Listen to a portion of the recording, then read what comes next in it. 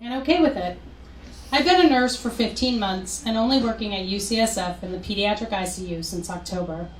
Long enough to be off orientation, but not long enough to have Christmas off. I'd grown up with parents who were a midwife and an obstetrician in a joint private practice. They were never home at predictable hours. My mom loved saying, "Babies don't make appointments," as she rushed out on yet another holiday or one of her kids' birthdays. Usually, one parent stayed at home. But if something bad happened, both my mom and my dad headed to the hospital. So in our family, holidays happened on random Tuesdays, sometimes weeks after the actual event. Having grown up like this, working on Christmas Eve was just fine with me. I was off Christmas night, so after my shift at 7, I was planning to drive home to my parents 2 hours away. Then my family would actually attempt to celebrate Christmas on Christmas. The pediatric ICU at UCSF is an amazing place. The end of the line. When children's hospitals all over the West Coast couldn't fix a kid, couldn't diagnose a kid, they sent that kid to UCSF. There, that kid, regardless of insurance, received the best, latest, and most innovative care. But we were the end of the line. And that means a lot of those kids died. I was trained as a nurse, so of course, intellectually, I understood the kids died. Cancer, congenital heart disease, car accidents, drownings, and asthma, all these things kill kids. But until I walked into that, I'd never really given it much thought. It's hard to wrap your head around, and it happens almost every day at UCSF. The hospital at Christmas Eve was festive. The nurses had planned a late-night potluck and would celebrate together overnight. Business was relatively slow because heart surgeons and pediatric oncologists want holidays off.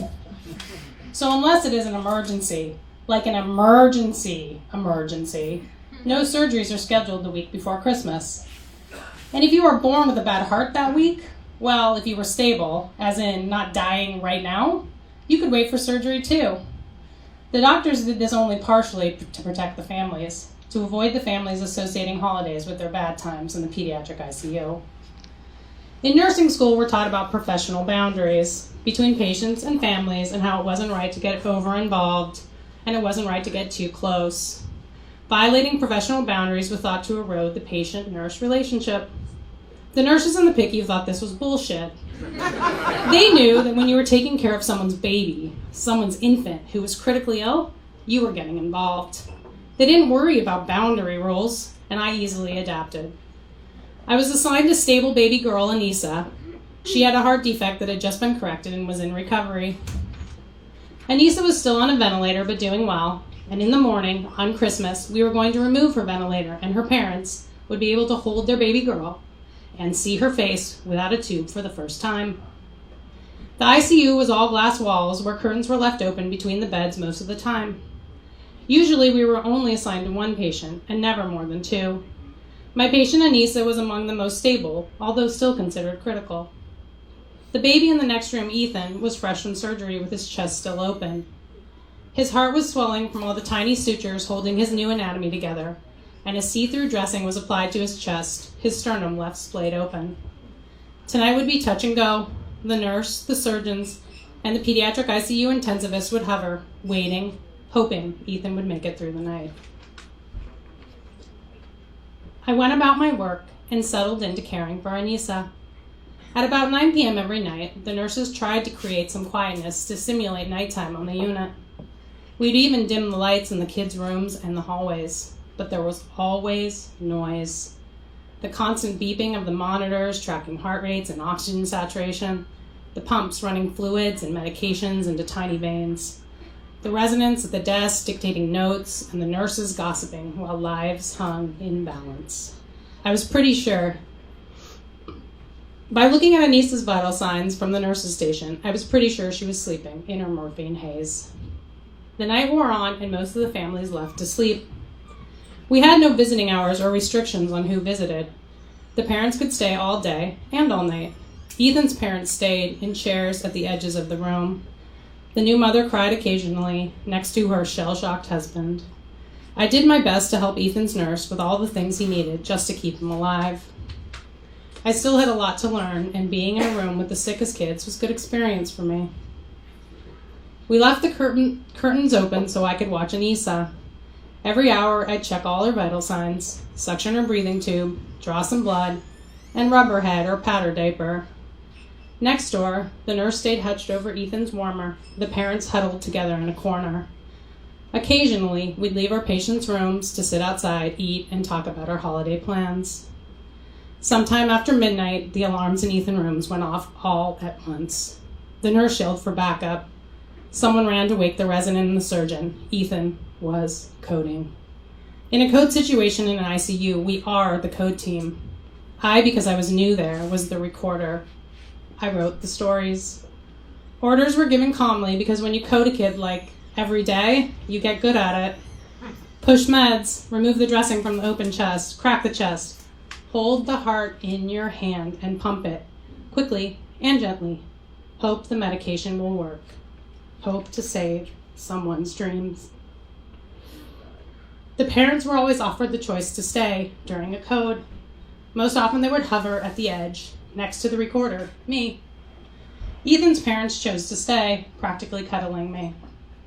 The code went on for 20 minutes. It felt like 4 hours. I scribbled furiously. The baby's heart was held and massaged. The medications were pushed. Should we call it? The pediatric ICU team would ask, and the surgeons would refuse. Ethan's parents stare. We stay focused. And then the mother spoke, not particularly loudly. She was no longer crying. But it's Christmas. How can this happen on Christmas? She is looking at me. I'm 23 years old, and I can't figure out how to stop breaking up with all my boyfriends, much less why our kid is dying. I can't wrap my head around it any better than she. Ethan's mom grabs my arm. This is not my baby, I tell myself. This is not my family. Maybe the boundaries aren't bullshit. We call the code. The parents are whisked away to the grief room to sit with the nurse until the room can be cleaned, the baby prepped. They are offered a chance to hold their now dead baby. I check my very alive little Anissa and give her some morphine she probably doesn't need because shit, the baby next door to her just died. Someone around here might as well be high. I return to Ethan's room. The energy is different. There is less. Not only in the less energy of the lack of commotion in adults, but there is a baby missing. I was taught by a Native American nurse to open a window to let the spirit escape, and I could feel when it had. With kids, you really had to pay attention, but you could feel it too. In the ICU, we had no windows that opened, but down the hall in the elevator shaft, there were a few, and someone went to open one. Tonight, I paid attention. We cleaned the room and bathed the baby while the surgeon sewed Ethan's chest closed. We kept a few outfits around for just these moments and put baby Ethan in clothes for the first time in his life. His color wasn't good, but he wasn't cold yet. It was time to get his parents. I followed his nurse. She said I needed to learn this. We handed the baby to his sobbing mother. She looks up at us with searching eyes. This is her Christmas memory. The one memory to replace all of her Christmas memories. This becomes my Christmas reality. I stroke the baby's head. I tell them I am very sorry, and we leave. I check on Anissa. She is doing fine, overbreathing her ventilator, ready for it to go. I eat junk food. One hallway over, her parents cry over their dead baby and build their new Christmas memories. The room next door is cleaned and prepped for the next baby to come through. The sun rises. The city is quiet. I walk out into the crisp morning air, welcoming the feeling of cold, and drove home crying, knowing that in 2 days I'd be back, and in 2 days another kid will die. But I realized it was sadder that day than other days when babies die, because even for me, even with my family history and lack of holiday spirit, Christmas is different. If babies are going to die and destroy parents and families forever, shouldn't death take a holiday? Yet I know that I'd sleep just fine in my childhood bed when I got home. Maybe my parents won't even be home. Maybe they'll be off, bringing a healthy life into the world on Christmas to create someone else's holiday memory. And I know that in 6 hours I'd have a drink silently so as not to ruin everyone else's Christmas to the baby that briefly was and then almost as quickly wasn't. Thank you. Wow.